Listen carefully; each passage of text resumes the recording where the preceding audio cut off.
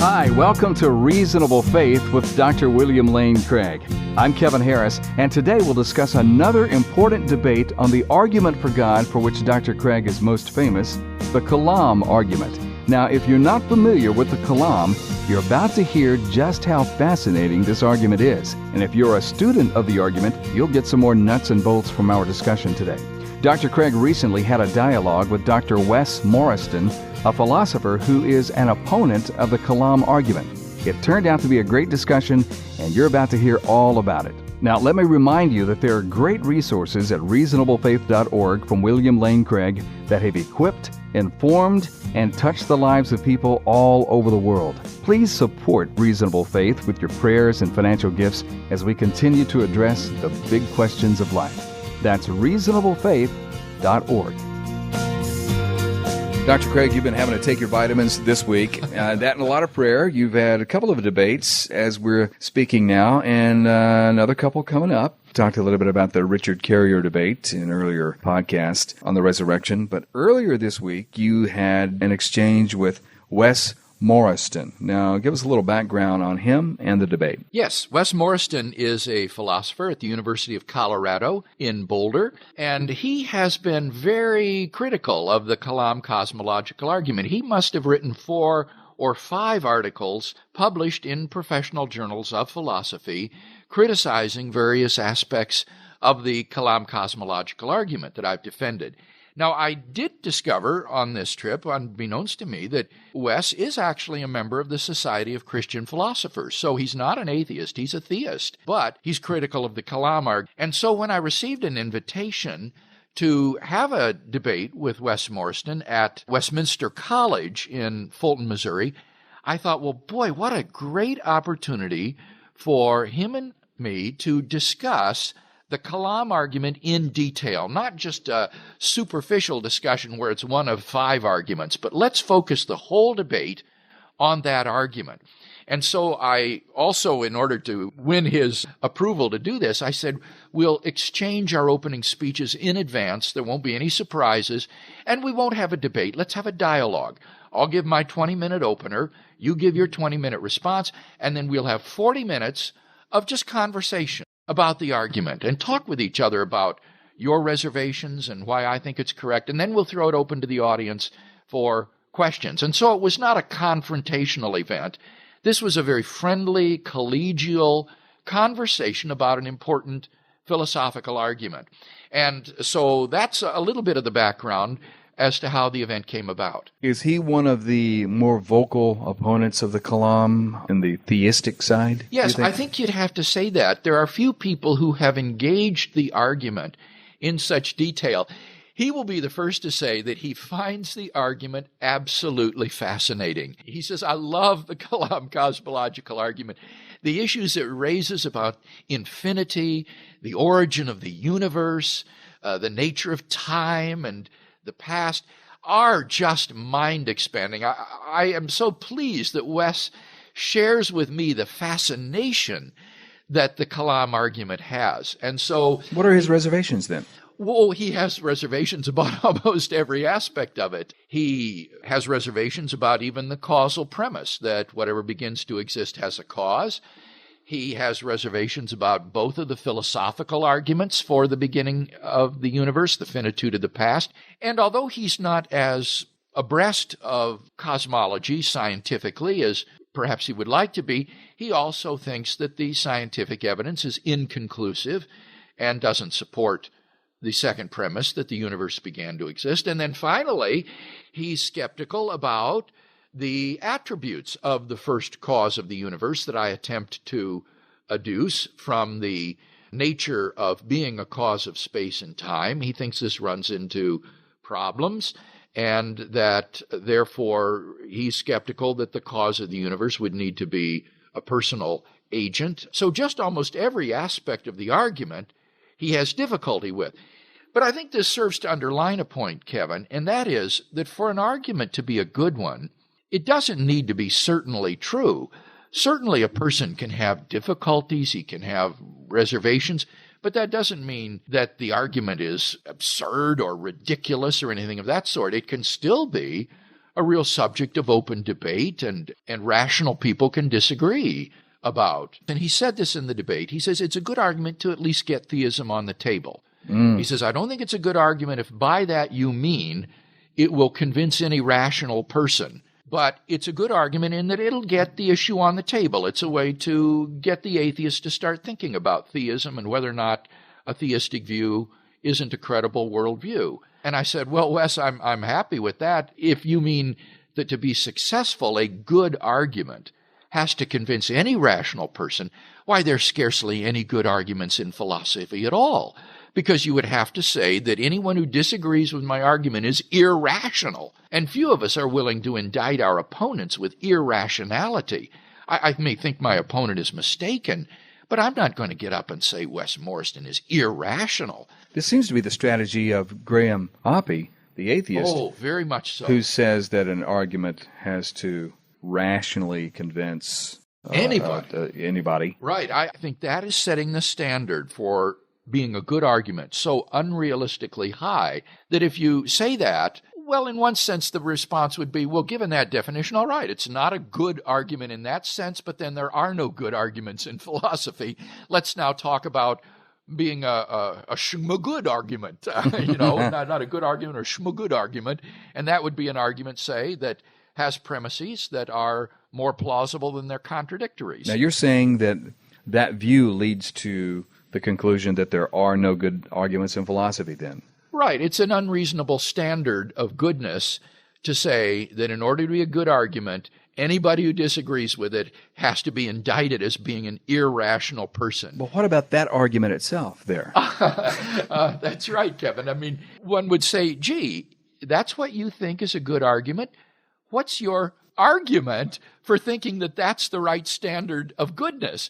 And that actually came out in the debate with Wes Morriston. We began to argue about what makes a good argument. What are the standards? And if you say that in order to be a good argument, your opponent has to be irrational, then they would have to indict as irrational anybody who fails to agree with them about the standards for being a good argument. And they can't do that because there aren't any sort of agreements about what makes for a good argument in that sense of these very high standards. So I have an airtight argument that there are no airtight arguments. Yeah, right. Before we get into some of his reservations about the Kalam, I'm curious, he's a theist. What arguments for God does he like? Well, this actually was asked him by one of the students, and he seemed to indicate that he's sympathetic with Alvin Plantinga's view that belief in God is properly basic, that to hold belief in God without inferential arguments is perfectly rational and that you can know God exists in that way. But he also did speak very favorably of the fine-tuning argument for the existence of an intelligent designer of the universe. He didn't endorse it outright, but he did speak of it sympathetically as being a powerful argument. Let's look at some of the points then. The first premise, he has reservations about whatever begins to exist has a cause. Yes.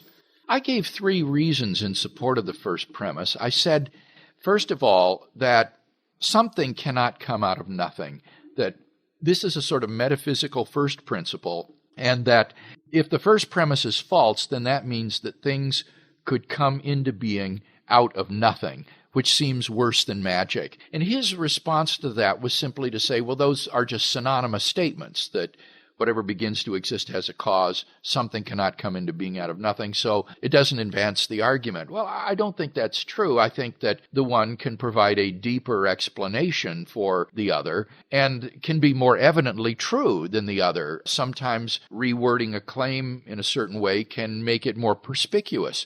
And I think that the vast majority of people, certainly the vast majority of philosophers, have believed that being doesn't come from non-being, that being only comes from being, and that therefore it is a sort of first principle of metaphysics that something doesn't come from nothing, that it has to have a cause. Would we say that something cannot come from nothing uncaused? Right, Because and by that you mean uncaused. If you say that something comes into being from nothing via a cause, then you're using the word nothing in a different sense. What you're saying there is there's no material cause of it. Aristotle distinguished between the efficient cause of something, which produces it in being, and the material cause, which is the stuff of which a thing is made. So to say that something is caused to come into being from nothing is quite different. What that is saying is that there is a cause, there is an efficient cause, but there's just no material cause. I can hear someone saying, well, if something cannot come from nothing, then God can't bring anything from nothing either. And that would be a misunderstanding, as I say, of the claim, because in the absence of God, what one is saying is there is no efficient cause, there is no material cause, there is no cause whatsoever. Being comes from non-being.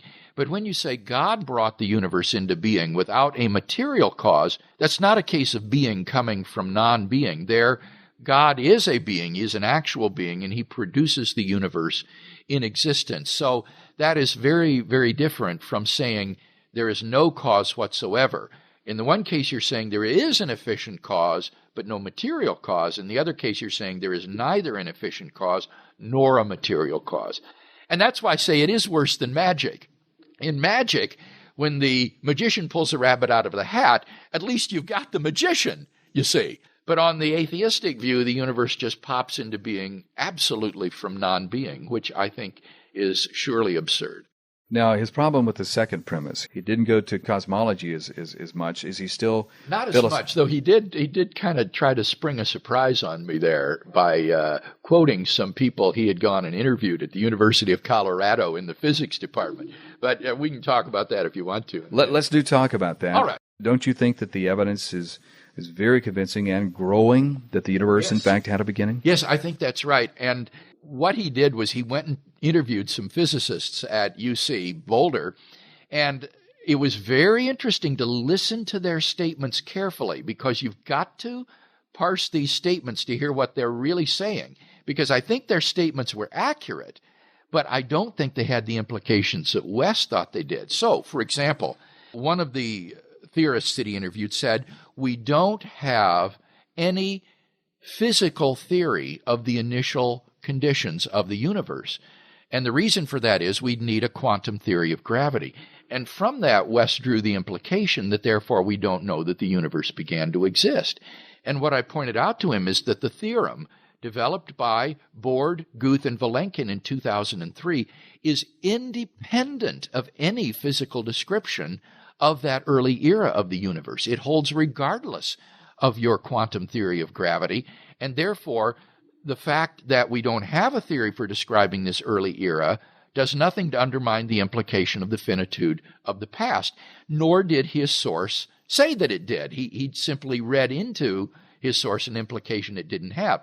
Another string theorist that he interviewed said that we cannot be confident or know for sure, something to that effect, that the universe began at the Big Bang. Now again, that's technically accurate because there are theories developed in pre-Big Bang cosmology, loop quantum gravity, and certain other very speculative fields that would enable you to push back to an era prior to the Big Bang. But again, that doesn't imply that the universe didn't have a beginning, because those theories cannot be extrapolated back to infinity. They still have only a finite past, even if the beginning wasn't at the Big Bang event in the Standard Model. Nor did his source say that they could be extrapolated to infinity past. Wes was just inferring this from that statement. And I pointed out to him that these models are all surveyed very carefully by Jim Sinclair in the article that he and I have co-authored for the forthcoming Blackwell Companion to Natural Theology, where he goes through these various attempts to avoid the implication of the Borde-Guth-Vilenkin theorem and shows that these cannot be extended to past infinity. So that even if the universe didn't begin at the Big Bang event, as in the Standard Model, it still had a beginning at some time in the finite past. So that was a very interesting part of the debate, where he brought up these sources from folks that he interviewed and then read into them implications that they didn't really have. Bill, you argue that we can recover various attributes of the cause just by conceptual analysis. What would this cause of the universe be like? Well, Yes. It couldn't be material because it brought about matter. Yes. It couldn't be spatial because it brought about space. And Right. it couldn't be subject to time because it brought about time and so on. And so we start to recover these. Now, are you saying that he has some trouble with that? Yes, he didn't dispute that the cause would have to be timeless and immaterial, spaceless, because it brought time and space into being. But he wanted to dispute my inference that the cause would be personal. And one of the arguments I give for the personhood of the first cause, which I have only actually lately hit upon, it wasn't in my original book, Kalam, Cosmological Argument, but really has arisen as a result of my work on abstract objects, is the following argument. There are only two candidates that I know of in the philosophical and scientific literature for entities that can exist timelessly and immaterially. And that would be either an unembodied mind, a consciousness without a body, or else an abstract object, like a number, a mathematical object. But mathematical objects don't stand in causal relations. The number 7 has no causal impact upon anything. It is part of the definition of abstract objects that they are causally effete or causally impotent. They don't stand in causal relations. That implies, therefore, that the cause of the origin of the universe must be an unembodied mind, and therefore the cause of the universe is a personal being. And Wes's response to this was just to say, well, how do you know these are the only two alternatives? Maybe there's some timeless immaterial entity that we don't know of.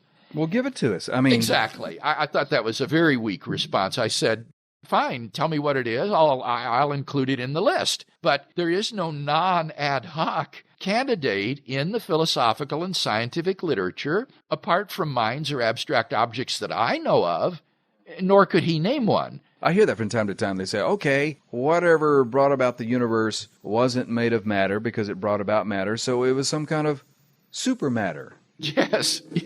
Well, then you're getting into metaphysics, yeah. And then you're getting into the God column. Yeah. Shakespeare said a rose by any name would smell as sweet. It doesn't matter what you name it. I remember in my debate with Louis Wolpert, he was wanting to say it was a computer that originated the universe.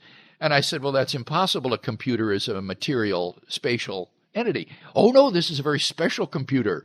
It's a non-spatial, immaterial computer. I said, well, that's incoherent. That's not what a computer is. He says, oh, this is a special computer. I said, well, a computer is a temporal object. It functions in time. He said, oh, no, this is a timeless computer. And I finally said, well, Louis, it sounds to me like what you're calling a non-temporal, non-spatial, immaterial computer is just what I would call God. And the audience all burst into laughter at this point because you could see it was just a semantic difference. Yeah, that's strong. Well, how does Wes Morriston handle infinity then? The impossibility of traversing an actual concrete infinite? Well, this was very interesting. In response to Hilbert's hotel illustration, which is the illustration devised by the great German mathematician David Hilbert of a hotel that has an infinite number of rooms, but is also fully occupied. So there are no empty rooms anywhere in this infinite hotel.